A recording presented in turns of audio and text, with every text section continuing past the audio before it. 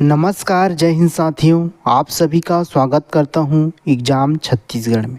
साथियों, सामान्य विज्ञान की यह क्लास 4 है।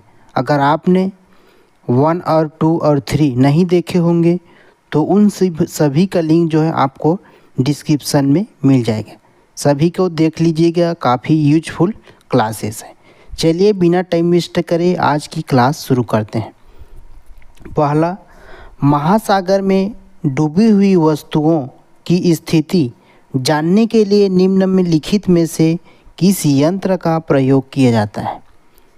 चलिए 30 प्रश्न मिलेंगे इस क्लास में और 30 प्रश्न में से आपने कितने प्रश्नों का उत्तर जो है सही कर पाए उसको हमें कमेंट सेक्शन में ज़रूर बताइएगा। तो प्रश्न का सही उत्तर क्या होगा, फिर से पढ़ लेते हैं। महासागर में डूबी हुई वस्तुओं की स्थिति जानने के लिए निम्न में से किन यंत्र का प्रयोग किया जाता है। आइडियोमीटर, गैल्वेनोमीटर, टेकोमीटर या सोनार। तो सही उत्तर क्या होगा, सोनार। इसका विकल्प डी हमारा सही होगा। महासागर में डूबी हुई वस्तुओं की स्थिति जानने के लिए सोनार यंत्र का प्रयोग किया जाता है। इस प्रकार से होते हैं सोनार का यंत्र जो है। प्रश्न 2, हाइड्रोजन बम विकसित किया गया था। हाइड्रोजन बम जो है किसके द्वारा विकसित किया गया था, अपना उत्तर टिक कीजिएगा।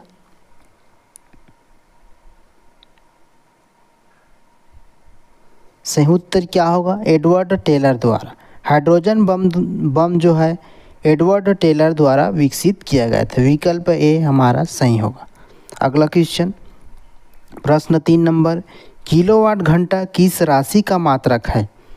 किलोवाट घंटा जो है किस राशि का मात्रक है। ऑप्शन में है ए शक्ति, बी ऊर्जा, सी ए और बी दोनों, और डी में है संवेग। तो किलोवाट घंटा किसकी मात्रक है, ऊर्जा का मात्रक है। विकल्प बी हमारा सही होगा। किलोवाट घंटा जो है ऊर्जा का मात्रक है। वीडियो टेप का आविष्कार किसने किया। वीडियो टेप का आविष्कार किसने किया, काफ़ी इम्पॉर्टेंट प्रश्न है ये। Option A Richard James, B Charles Ginsberg, C PT Fransberg, D George Dow Mester. तो वीडियो टेप का आविष्कार किसने किया है। वीडियो टेप का आविष्कार चार्ल्स गिन्सबर्ग द्वारा किया गया है, वीडियो टेप का आविष्कार जो है। चलिए अगला क्वेश्चन 5 नंबर पर है, जब कोई जहाज नदी से समुद्र में उतरता है, नदी से समुद्र में उतरता है तो उसका स्तर कुछ इस प्रकार होगा। ए ऊपर उठ जाता है, बी नीचे हो जाता है, सी बराबर रहता है, डी कोई परिवर्तन नहीं आता है। तो क्या होगा, जब कोई जहाज नदी से समुद्र में उतरता है तो उसका स्तर पर क्या प्रभाव पड़ेगा, तो ऊपर उठ जाता है। याद रखना, ऊपर उठ जाता है। जब कोई जहाज नदी से समुद्र में उतरता है तो उसका कुछ स्तर कुछ ऊपर उठ जाता है। क्या कारण है इसका, समुद्री जल का घनत्व नदी जल की घनत्व से अधिक होता है। इस कारण से नदी से समुद्र में प्रवेश करने पर जहाज के स्तर ऊपर उठ जाता है। काफ़ी मोस्ट इम्पॉर्टेंट प्रश्न है ये। चलिए अगला क्वेश्चन, अस्त होते समय सूर्य लाल दिखाई देता है। अस्त होते समय सूर्य लाल दिखाई देता है, इसका कारण क्या है। ऑप्शन ए परावर्तन के कारण, बी प्रकीर्णन के कारण, सी अपवर्तन के कारण, डी विवरण के कारण। तो सही उत्तर क्या होगा, प्रकीर्णन के कारण जो है अस्त होते समय सूर्य जो है लाल दिखाई देने लगता है। याद रखना, विकल्प भी हमारा सही होगा, प्रकीर्णन के कारण। 7 नंबर पर है, कमरे में लगा हुआ वातानुकूलन यानी एयर कंडीशनर का क्या एयर कंडीशनर जो है क्या नियंत्रित करता है। ऑप्शन ए केवल तापक्रम, बी केवल आर्द्रता एवं तापक्रम, सी केवल दाब एवं तापक्रम, डी आर्द्रता दाब एवं तापक्रम। आप सभी जानते हैं एयर कंडीशनर। तो एयर कंडीशनर जो है क्या नियंत्रित करता है, केवल आर्द्रता एवं तापक्रम को नियंत्रित करता है। एयर कंडीशनर जो है केवल आर्द्रता एवं तापक्रम को नियंत्रित करता है। चलिए अगला क्वेश्चन 8 नंबर पर है, ऑप्टिकल फाइबर का आविष्कार किसने किया? ऑप्टिकल फाइबर, तो ऑप्टिकल फाइबर का आविष्कार किसने किया है? नरेंद्र कपानी ने। विकल्प बी हमारा सही होगा। ऑप्टिकल फाइबर का आविष्कार जो है नरेंद्र कपानी ने किया है। प्रश्न 9, फ्यूज में प्रयुक्त होने वाले तार की विशेषता होती है। फ्यूज में प्रयुक्त होने वाले तार की विशेषता क्या होगी? ऑप्शन ए निम्न प्रतिरोध गति उच्च गलनांक, और बी में है निम्न प्रतिरोध शक्ति निम्न गलनांक, उच्च प्रतिरोधक शक्ति एवं निम्न गलनांक, या डी उच्च प्रतिरोधक शक्ति या उच्च गलनांक। तो सही उत्तर क्या होगा? फ्यूज में प्रयुक्त होने तार की विशेषता होती है निम्न प्रतिरोधक शक्ति एवं निम्न गलनांक। विकल्प बी हमारा सही होगा। अगला question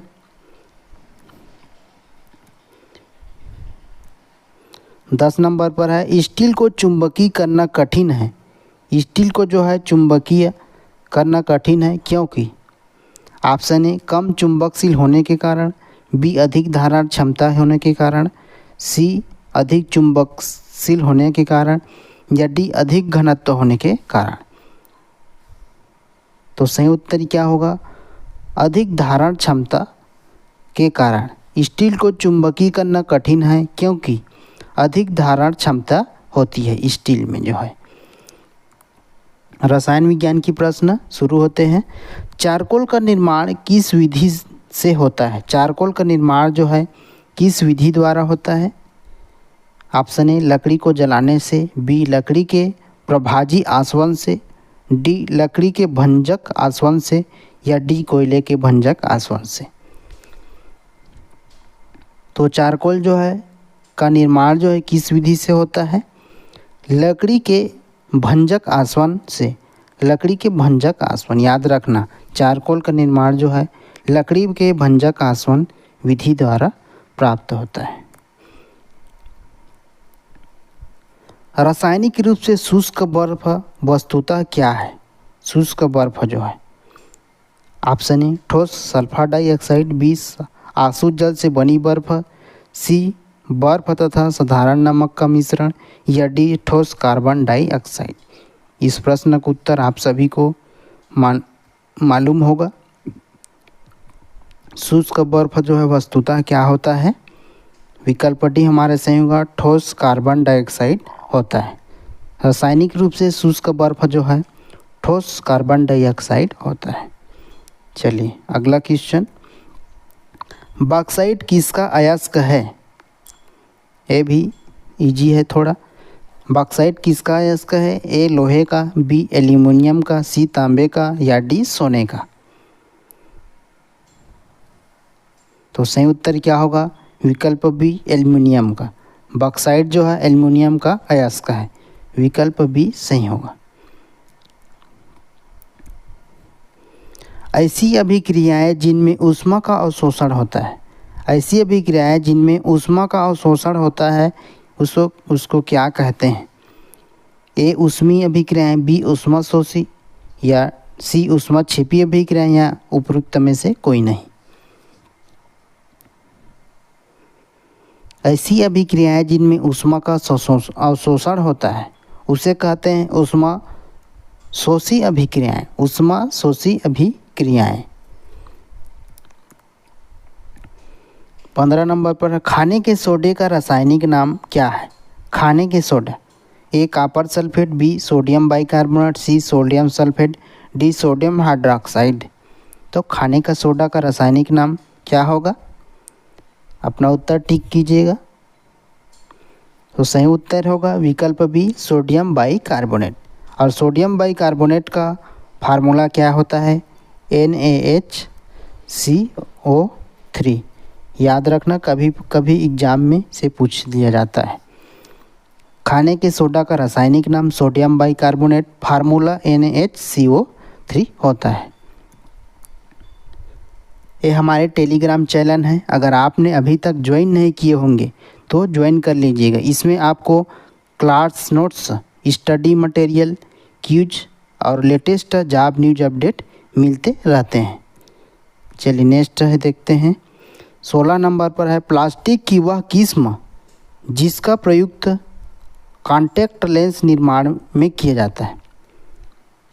option A polystyrene, B Teflon, C silicide या डी मेलामाइन।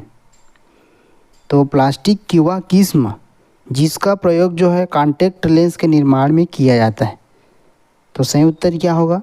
ल्यूसाइड। सही उत्तर होगा विकल्प सी ल्यूसाइड। 17 नंबर पर है निम्नलिखित में से ब्रह्मांड यानी यूनिवर्स में सर्वाधिक पाया जाने वाला तत्व है। तो सही उत्तर क्या होगा? ऑप्शन देख लेते हैं पहले। हाइड्रोजन, ऑक्सीजन, नाइट्रोजन या कार्बन। तो ब्रह्मांड में सर्वाधिक पाया जाने वाला तत्व कौन सा है? हाइड्रोजन। याद रखना विकल्प है ये। ब्रह्मांड में सर्वाधिक पाया जाने वाला तत्व हाइड्रोजन है। चलिए अगला क्वेश्चन 18 नंबर पर है प्लास्टर ऑफ पेरिस का रासायनिक रूप है या रासायनिक नाम क्या है? Option A calcium sulphate hemihydrate, B calcium carbonate, C calcium oxide और डी में है कैल्शियम ऑक्सलेट। तो प्लास्टर ऑफ पेरिस का रासायनिक नाम क्या है?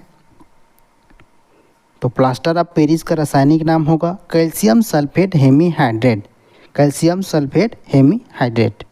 फार्मूला क्या होता है प्लास्टर ऑफ पेरिस का? CaSO4 डॉट 1/2 H2O होगा। 3 यहाँ शायद नहीं होगा। चलिए अगला क्वेश्चन 19 नंबर पर है निम्नलिखित में से किस स्नेहक लुब्रिकेंट के रूप में प्रयोग किया जाता है? निम्नलिखित में से किसे स्नेहक यानी लुब्रिकेंट के रूप में प्रयोग किया जाता है? क्यूप्राइट, ग्रेफाइट या हेमेटाइट या क्रायोलाइट।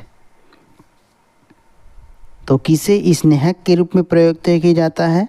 तो ग्रेफाइट में जो है स्नेहक यानी लुब्रिकेंट के रूप में प्रयोग किया जाता है।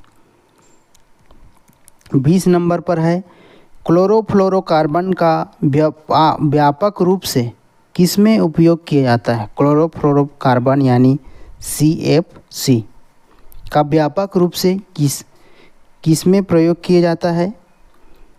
Option A micro oven, B solar heater या डी वॉशिंग मशीन या डी रेफ्रिजरेटर। तो क्लोरोफ्लोरोकार्बन का व्यापक रूप से उपयोग जो है रेफ्रिजरेटर में होता है। विकल्प डी हमारा सही होगा, रेफ्रिजरेटर। अगला क्वेश्चन चिकित्सा शास्त्र के जनक कौन हैं?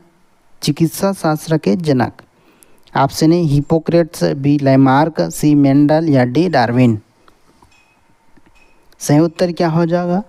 हिपोक्रेट्स। चिकित्सा शास्त्र के जनक जो है हिपोक्रेट्स हैं। अगला क्वेश्चन है ईस्ट क्या है? 22 नंबर पर क्या आ गया? ईस्ट क्या है? बायोफ्राइटा या कवक या शैवाल या जीवाणु। तो ईस्ट क्या है? एक कवक है। ईस्ट जो है कवक, याद रखना। अगला क्वेश्चन 23 नंबर पर है आधुनिक आनुवंशिकी का जनक। आधुनिक आनुवंशिकी का जनक किसे माना जाता है? चार्ल्स डार्विन, ग्रेगर मेंडल या अलेक्जेंडर फ्लेमिंग या ऑटो हान। आधुनिक आनुवंशिकी का जनक तो विकल्प बी हमारा सही होगा, ग्रेगर मेंडल। आधुनिक वंशिकी का जनक, आधुनिक आनुवंशिकी का जनक जो है ग्रेगर मेंडल को माना जाता है। अगला क्वेश्चन है 24 नंबर पर पौधों व पेड़ों का खाना तैयार करने की प्रक्रिया कहलाती है? Option A carbohydrolysis, B metabolic synthesis या सी फोटोसिंथेसाइजेशन या डी फोटोसिंथेसिस यानी प्रकाश संश्लेषण। क्या हो जाएगा? पौधे व पेड़ का खाना तैयार करने की प्रक्रिया क्या कहलाती है? फोटोसिंथेसिस यानी प्रकाश संश्लेषण कहलाती है। अगला क्वेश्चन है हमारा आलू क्या है? आलू क्या है? जड़ है या तना है या कली है या फल है? तो सही उत्तर क्या होगा? तना है। आलू जो है तना है, याद रखना आलू जो है एक तना है। 26 नंबर पर है ऑक्सीजन जो प्रकाश संश्लेषण से उत्पन्न होती है वो जो है कहाँ से आती है? जल से या कार्बन डाइऑक्साइड से या क्लोरोफिल से या फास्फोग्लिसरिक एसिड से? क्या होगा साथियों इसका सही उत्तर? जल से। ऑक्सीजन जो प्रकाश संश्लेषण से उत्पन्न होती है आती है, तो कहाँ से आती है? जल से आती है।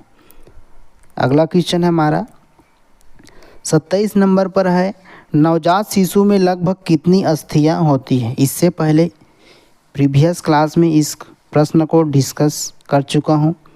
नवजात शिशु में लगभग कितनी अस्थियां होती है?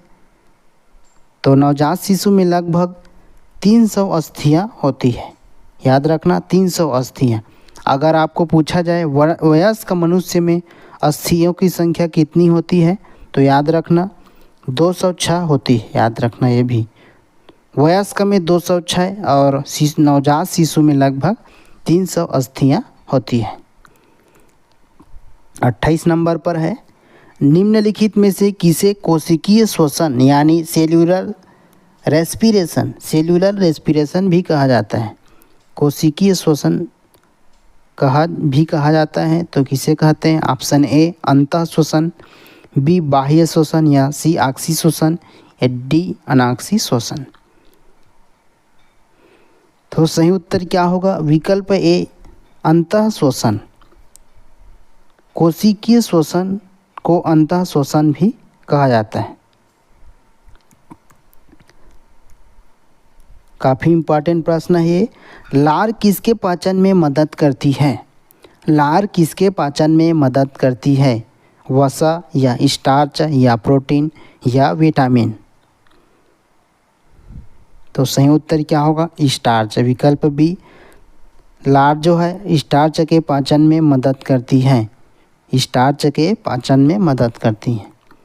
30 नंबर पर है मूत्र का पीला रंग। मूत्र का पीला रंग किसकी उपस्थिति के कारण है? ये सभी प्रश्न, इसका उत्तर आप सभी को मालूम होगा। ऑप्शन ए कोलेस्ट्रॉल, बी लसिका, सी पित्त, डी यूरोक्रोम। तो मूत्र का पीला रंग जो है किसकी उपस्थिति के कारण होता है? यूरोक्रोम की उपस्थिति के कारण होता है। विकल्प डी। फिर मिलते हैं अगले क्लास में, तब तक के लिए जय हिंद, जय भारत।